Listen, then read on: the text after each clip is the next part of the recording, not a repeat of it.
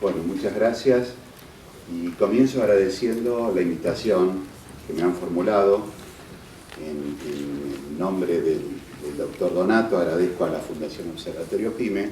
Yo tengo que reconocer que me siento parte por donde mire de todo lo que son los socios fundadores de la Fundación PYME, por pertenecer a la organización Techita hace apenas 30 años, por pertenecer a los departamentos técnicos de la Unión Industrial hace apenas 16 años y por considerar que esta es mi casa porque es mi consejo profesional, donde también hace apenas 31 años me matriculé.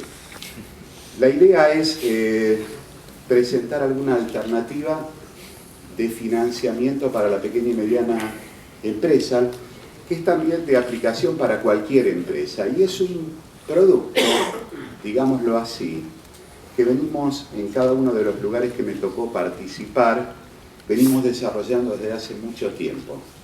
Venimos trabajándolo en la Unión Industrial desde allí por el año 2006. Lo venimos trabajando aquí en el Consejo Profesional, donde un grupo de profesionales nos hemos reunido allá por febrero de 2011 con la idea de presentarle al que iba a ser gobierno en las elecciones de octubre de 2011 unos lineamientos de una potencial reforma tributaria, trabajo que hemos reeditado y que seguramente verá la luz dentro de un par de meses, también con la idea de que el próximo gobierno que surja de las elecciones de octubre de 2015 tenga en cuenta. Con lo cual ustedes lo que van a ver acá es algo de lo cual estamos sumamente convencidos, y ahí me apoyo en alguno de los versos de alguna de esas canciones tan filosóficas que tenía Eladia Blasquez, que se llamaba Convencernos, que ella decía: convencernos y estar decididos, que vence y convence el que está convencido. Y nosotros estamos convencidos de esto que vamos a mostrar.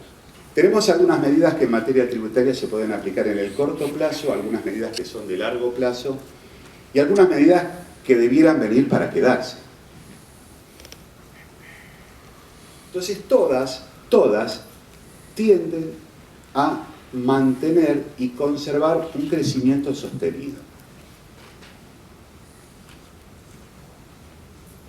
Sé que las comparaciones son odiosas, y más cuando uno compara con algún año que de alguna manera puede llamárselo irregular, como puede ser el año 2002. Pero los invito a que miren el crecimiento de la recaudación del 2002 al 2014. Y acá tenemos solamente impuestos nacionales y tenemos seguridad social e impuestos provinciales. No tenemos tasas municipales. Cuando yo empecé a dar clases allá por los años 80, les puedo asegurar que cuando daba, he dado en muchos lugares lo que era el sistema tributario argentino, el mal llamado sistema tributario, porque no tenemos un sistema, tenemos un conjunto de impuestos nada más, que no son un sistema, no está codificado, pero es lo que tenemos. La parte de impuestos de tasas municipales la pasábamos por alto. Ahora es un problema en sí mismo. A más de uno de los que está aquí le debe quitar el sueño a la tasa de seguridad e higiene, le debe quitar el sueño a la de publicidad y propaganda, y algunos abusos que hay de ciertos y determinados municipios de los 2.400 que tenemos en el país. Fíjense que tenemos una presión tributaria del 34% del Producto Bruto, y pasamos del 22,9 al 34%. Lo que ha ganado el impuesto a las ganancias. Yo me acuerdo que el impuesto a las ganancias en el año 2002, fíjense, era el 17% de una recaudación magra, y ahora estamos hablando de casi el 23% de una recaudación mucho mayor. Y tenemos que tener en cuenta que datos del junio de 2015, el último mes que tenemos de recaudación tributaria, recaudó más ganancias que IVA. En una parte es positivo porque cuando el impuesto directo es el que más recauda, el sistema es más progresivo. El problema es que tiene algunas distorsiones ese impuesto directo como está recaudado. Pero no podemos dejar de señalar, más allá de que la propuesta excede todo esto, no podemos dejar de señalar dónde estamos parados y los problemas que tenemos con el sistema tributario actual que tenemos y la manera que se recauda. Fíjense el impuesto al débito y crédito, que hoy está recaudando casi 90.000 millones de pesos por año. Yo recuerdo que en marzo de 2001 el entonces ministro Domingo Cavallo dijo: vamos a poner un impuesto que él había sacado unos años anteriores, vamos a poner un impuesto solamente que va a regir desde el 1 de abril de 2001 al 31 de diciembre de 2003. ¿Cómo hacemos para sacarlo ahora? O sea, fíjense que tenemos más de un problema que afecta a la pyme más allá de ganancias, que ganancias es un gran problema, y es un problema también el no reconocimiento de la inflación dentro de los balances fiscales. Pero vamos a tratar de enfocarnos en el motivo de mi participación en esta conferencia. Algunos números macroeconómicos para darnos cuenta de que la inversión es importantísima y mantener un cierto nivel de inversión como para sostener el crecimiento económico. Entre 2002 y 2014 el PBI tuvo una suba del 93,3%, 1,1% en el primer trimestre de 2015, para darle datos comparativos con la situación actual. El producto de la industria manufacturera se incrementó en 85,3% entre 2002 y 2014. La inversión creció 254% entre 2002 y 2014. La participación del ratio inversión PBI alcanzó el 19,9%. Este índice es inferior al nivel de 2010, que estaba en el 20%, un poco inferior, y aún menor al 25% necesario para impulsar el crecimiento. El rubro maquinaria y equipo representa poco más del 34,5% de la inversión total. Asimismo, este rubro está sobreestimado, ya que incluye la importación de celulares, aires acondicionados, aparatos de radio y TV, y la inversión debe mejorar en cantidad y calidad. En 2014, solo el 33,8% de las exportaciones totales corresponden a manufacturas de origen industrial y solo el 10,3% se caracteriza por tener un elevado contenido tecnológico. Números, exclusivamente números. Aspectos macrotributarios. Desde el 2012 el impuesto a las ganancias se aplica una alícuota real elevada a causa de distintos factores, pero fundamentalmente el tema de la inflación acumulada y la no utilización del mecanismo de ajuste por inflación impositiva. Y acá me permito decir una frase que cada vez que hablo de este tema la reitero porque me parece interesante. Para ejercer un derecho, el tener que recurrir a la justicia es una injusticia, porque el derecho lo debieran ejercer todos sin necesidad de ir a la justicia. ¿Por qué digo esto? Porque solamente pueden aplicar el ajuste por inflación y en forma tardía el que hace un recurso de repetición, el que primero paga y después repite diciéndole con una buena prueba pericial que las alícuotas de impuesto a las ganancias que están pagando superan las alícuotas nominales, de cierta forma que termina transformándose el impuesto en confiscatorio. Desde el fallo Candy del 2009 para acá, toda la familia de fallos que tenemos que ya supera el medio centenar. Digo, si tenemos un derecho lo tendríamos que tener todos, no solo aquellos que recurren a la justicia. Este efecto es soportado por todas las empresas, pero en mayor medida por las que se financian con capital propio. Entonces acá, cuando pensamos en esta solución al problema, dijimos, tenemos que tratar de buscar alguna alternativa que equipare el tratamiento tributario en el cómputo de los intereses a la empresa que se financia con terceros, de la que usa capital propio, que hoy no puede deducir nada en conceptos de intereses por ese uso de su propio capital. Entonces acá nos planteamos estos objetivos. Tenemos que ser realistas. Cuando nosotros pensamos en algo para ser escuchado, tenemos que pensar que del otro lado tienen que sentir que lo que uno está ofreciendo o lo que uno está pidiendo es factible. Entonces, de alguna manera dijimos, pensemos algo que no recibir un portazo del otro lado, ni bien uno lo proponga. Acá es un bien preciado el nivel de recaudación, lo sabemos. Si hay algo que funciona del sistema tributario es la recaudación. Después tendremos que ver, como habíamos visto antes, la componente cualitativa de esa recaudación. Pero si hay algo que funciona es la recaudación.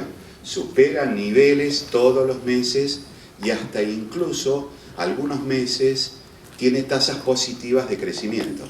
Entonces dijimos, ese bien preciado, nadie, gobierno de turno, gobierno venidero, gobierno que fuere, ¿qué antecedentes tenemos? Porque había algunos antecedentes y de hecho tenemos los de la Ley de Promoción de Inversiones, la 25924 del año 2004, que duró 3 años, y su continuadora, que es la 26360, de promoción de inversiones, que tenía fundamentalmente 2 herramientas.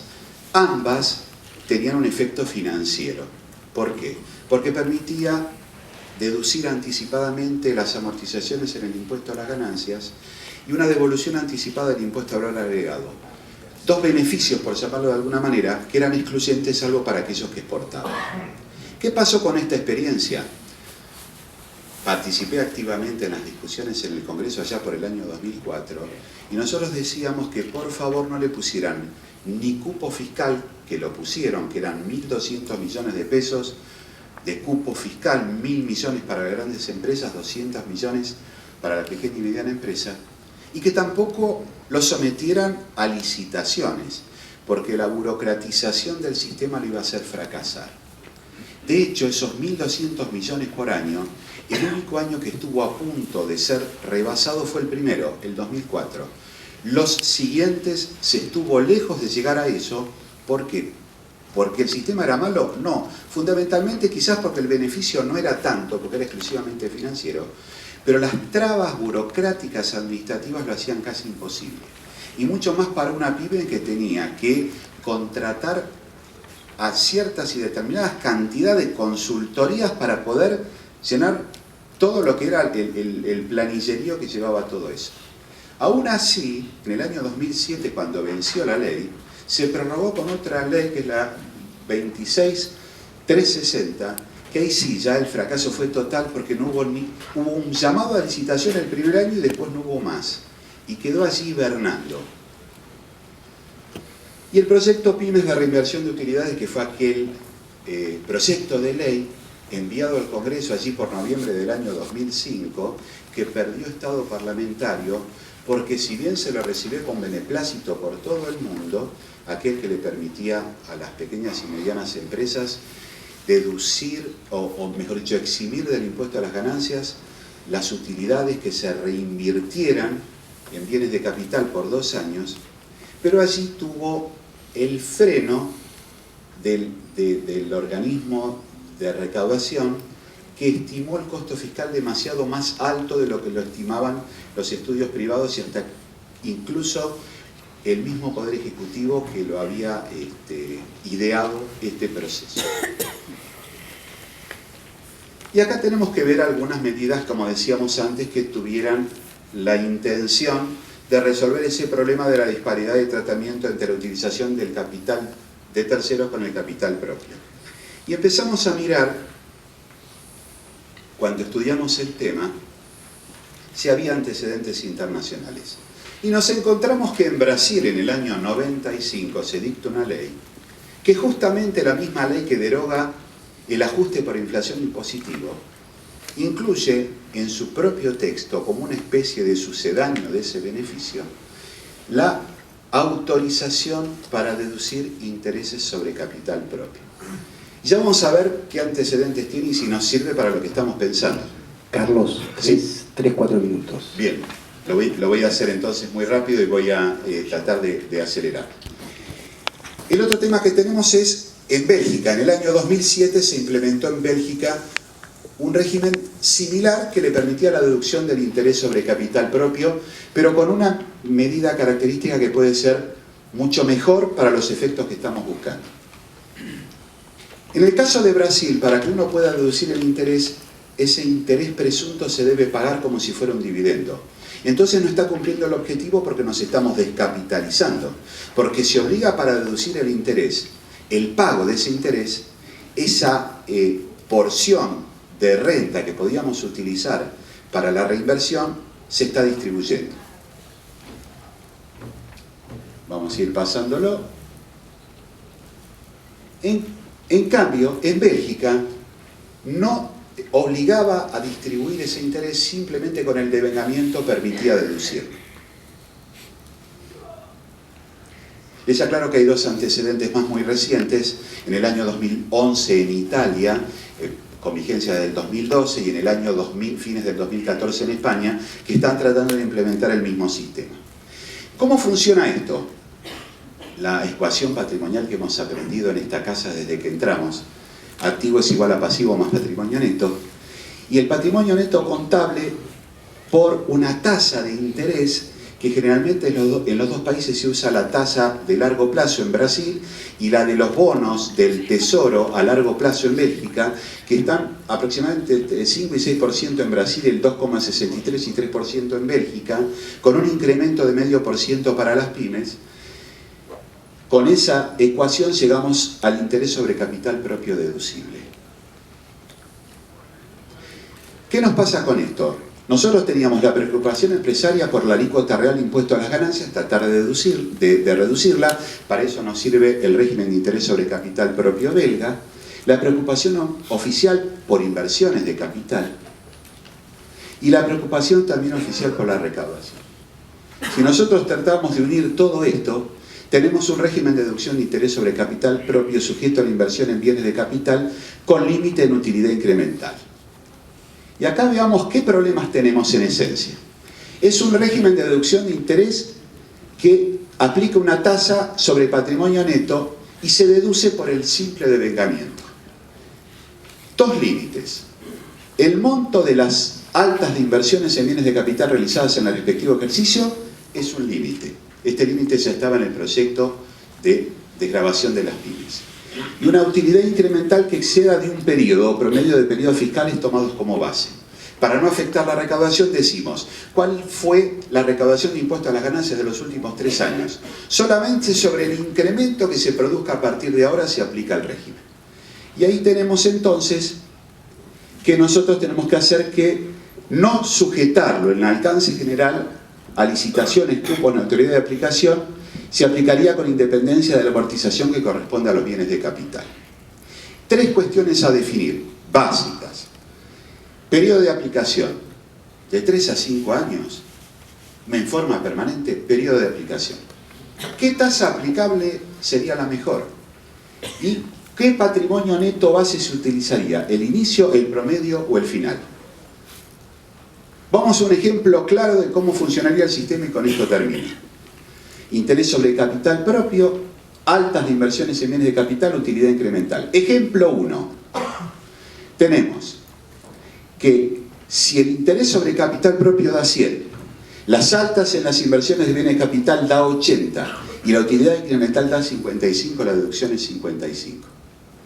Si el interés sobre capital propio da 80, el alta de inversiones en bienes de capital es 55 y la utilidad incremental es 100, se deduce 55, siempre el menor de todos.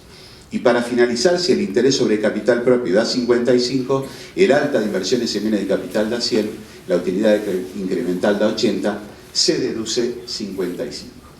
Siempre el menor de todos. Para finalizar, desde el Ministerio de Economía esta propuesta, en los efectos es similar a un régimen de promoción de inversiones. Desde el fisco es un régimen que si bien posee costo fiscal, al mismo tiempo incentiva una mayor recaudación total. Hay un montón de factores que no están beneficiados por el régimen que verían incrementada su actividad y por ende su carga tributaria. Desde las empresas es un régimen que disminuye la alícuota real de impuesto a las ganancias porque equipara deuda con capital propio. Y para todos es un régimen simple de administrar, sin cupos, sin licitaciones ni autoridad de aplicación. Conclusión final, el régimen propuesto tiene el atractivo que desde el punto de vista de todas las perspectivas cumple el objetivo. Muchas gracias por esa